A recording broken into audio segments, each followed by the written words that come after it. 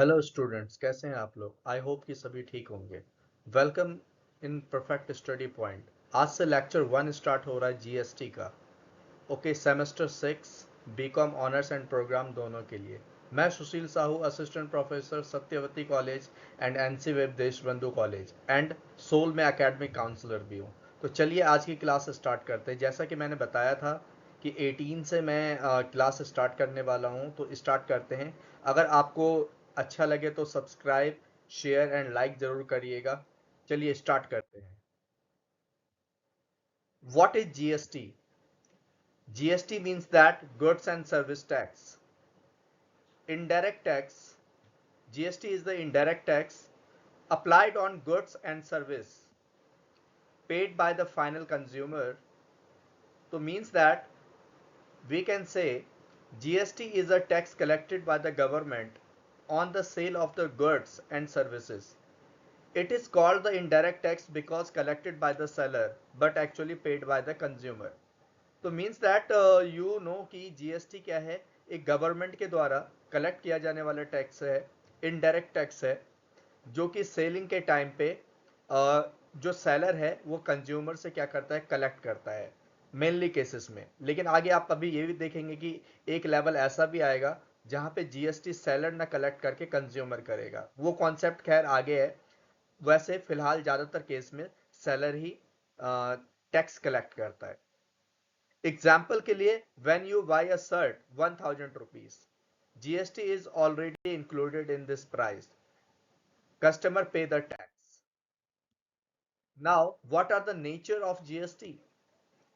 GST is indirect tax. GST is destination based tax because destination के बाद ही ये decide होता है कि वो इंटर स्टेट सप्लाई है या intra state. Remember that this is multi stage tax, value added tax. GST is the charge at every stage of the production and distribution, but only on the value added each state. Remember that पूरे value पे कभी भी GST charge नहीं होता। जैसे जैसे step by step आगे बढ़ते चले जाते हैं, जितना वैल्यू एडिशन हुआ है उतने पे जीएसटी चार्ज होता है। तो इससे हम कह सकते हैं कि जीएसटी पे कास्केडिंग इफेक्ट नहीं होता। Cascading effect means that tax on tax, जो कि वैट में था लेकिन जो कि जीएसटी में ये बेनिफिट था। फॉर एग्जाम्पल जैसे मैन्युफैक्चरर से होलसेलर, होलसेलर से रिटेलर, रिटेलर से customer, GST is applied at each step but tax is only on added value, not a full price. Now tax system before the GST. GST से पहले tax system किस तरीके का था? पहले VAT था। VAT means that value added tax. Service tax था, exercise duty, entry tax, मतलब मल्टीपल टैक्स थे। काफी ज्यादा कंफ्यूजन था, काफी ज्यादा अनसर्टेनिटी थी।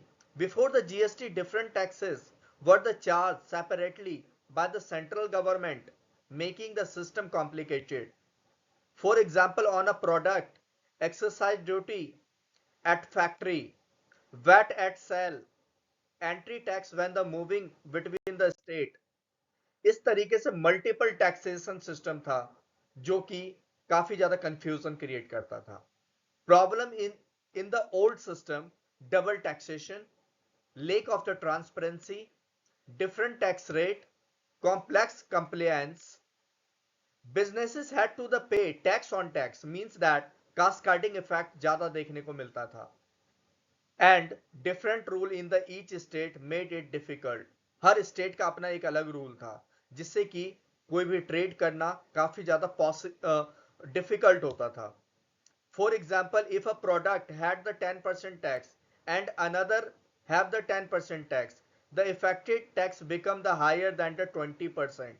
Means that अगर मान लीजिए कि इनिशियल स्टेज पे कोई टैक्स पे किया गया है तो फाइनल स्टेज पे भी टैक्स पे करना पड़ता था।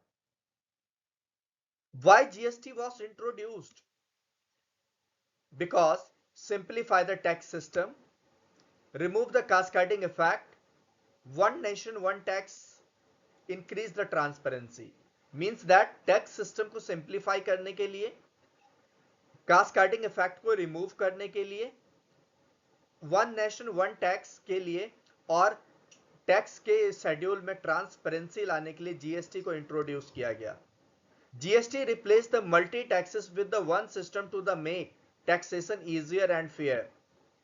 For example, earlier the different taxes in the Delhi versus the Maharashtra, now the same GST structure across the India. Means that जब GST आया तो GST के कारण हर स्टेट का अपना अलग अलग रूल नहीं था. Means that GST का रूल पूरे के पूरे इंडिया पे एक जैसा ही था. Now, implementation of the GST. Remember that GST started in the India 1st July 2017. This is the major tax reforms. 101 amendment of the Indian constitutions. GST was the introduced modernization India's tax system and improve the efficiency. For example, all business shifted from the VAT and service tax system to the GST after the 2017. यानी जितने भी business थे 2017 के बाद VAT और service tax से कहां shift हो गए, जीएसटी पे शिफ्ट हो गए. Types of GST, remember that first GST है सीजीएसटी जो सेंट्रल गवर्नमेंट कलेक्ट करती है. एसजीएसटी या यूटीजीएसटी या तो स्टेट या तो यूनियन टेरिटरी, डिपेंड ये करता है कि चीजें सप्लाई कहां हो रही है. आईजीएसटी मतलब जब एक स्टेट से दूसरे स्टेट में चीजें सप्लाई होती थी, integrated GST. CGST means that central good and service tax. SGST means that state goods and service tax. UTGST means union territory goods and service tax. IGST means integrated GST. GST is the divided between the central and state government depending on the transaction. For example, Delhi to Delhi sell then charge the CGST plus SGST, that is called intra-state supply. If product supply Delhi to Mumbai, then IGST, that is called interstate supply. What are the key features of GST? GST is one nation, one tax, destination based tax, input tax credit benefit. Input tax credit benefit का मतलब क्या होता है कि अगर आपने initial level पे tax दे रखा है तो आपको फाइनल लेवल पे वो टैक्स रिपीट करके देने की जरूरत नहीं है. Transparent system. GST ensure the uniform taxation and allow the business to the claim credit for the already paid. For example, if a shopkeeper pay the GST while the buying of the goods, means that raw material, reduce that amount from the GST collect from the customer, means that इस benefit को क्या कहा जाता है, ITC, input tax credit. Example of GST. Example are intra state supply का example लेते हैं. Intra state supply means that when any goods and services supply Delhi to Delhi, product price is 10,000. If GST applicable 18%, then CGST 9% charged 900, SGST 9% charged 900. Means that जब एक ही state में चीजें supply होती है तो हाफ जीएसटी सेंट्रल के पास और हाफ किसके पास जाता है, स्टेट के पास. इस तरीके से टोटल प्राइस कितना हो जाएगा, 11,800. Inter state supply means that when any goods and services supply to the Delhi to Bihar. IGST 18% means that जब एक स्टेट से दूसरे स्टेट चीजें सप्लाई होती है तो ओवरऑल इंटीग्रेटेड जीएसटी अप्लाई होता है. मींस कंप्लीट जीएसटी यहाँ पे 18% देना होगा और यहाँ पे भी टोटल प्राइस कितना होगा, 11,800. GST is included in the final price and consumer पे it. What are the advantage of GST? Easy tax system, less tax burden, better compliance, increased revenue. GST reduce the confusion and improve the tax collection and efficiency. For example, business now file one GST return instead of the tax returns. तो remember that पहले क्या करना होता था, काफी ज्यादा confusion होता था, लेकिन जब जीएसटी आया तो business now file one GST return only. अब हम आते हैं कि जीएसटी के कॉन्स्टिट्यूशंस में इंपॉर्टेंट आर्टिकल्स कौन कौन से हैं. First article 246A, very important. What is say, gives the power to the parliament and state legislative to the make GST law. यानी आर्टिकल 246 के according parliament and state legislation को एक power दिया जाता है कि वो जीएसटी का लॉ बना सकते हैं. Central plus state both can levy the GST. Earlier only the centre और state had the separate power. Now both share the GST power. पहले क्या था, सेंट्रल का अलग पावर था, स्टेट का अलग था, लेकिन अब दोनों पावर अपना शेयर कर सकते हैं. For example central government CGST, state government SGST. Example, this is the core articles of the GST. Remember that, भूलना नहीं. Article 246A, most important. Now article 269A, GST on the inter state supply is collected by the central government. अगर चीजें inter state supply हो रही है, जिसे मैंने integrated GST कहा था, तो रिमेंबर दैट ये टैक्स कौन कलेक्ट करेगा, सेंट्रल गवर्नमेंट कलेक्ट करेगी. Then distributed between the central and state. तो means that use for the IGST transaction. मतलब इंटर स्टेट में किसका यूज किया जाएगा, आईजीएसटी ट्रांजैक्शन का यूज किया जाएगा. जैसे दिल्ली से महाराष्ट्र कोई चीज सेल की जा रही है, तो यहां पे कौन सा जीएसटी कलेक्ट किया जाएगा, आईजीएसटी. और कलेक्ट कौन करेगा, central government. Article 279A established the GST Council. Remember that GST Council decides tax rate, rules, exemption. मतलब क्या क्या चीजें ऐसी है जिसपे जीएसटी अप्लाई नहीं होगा. For example, if the GST rate changed from 18% to the 12%, decision taken by the GST Council.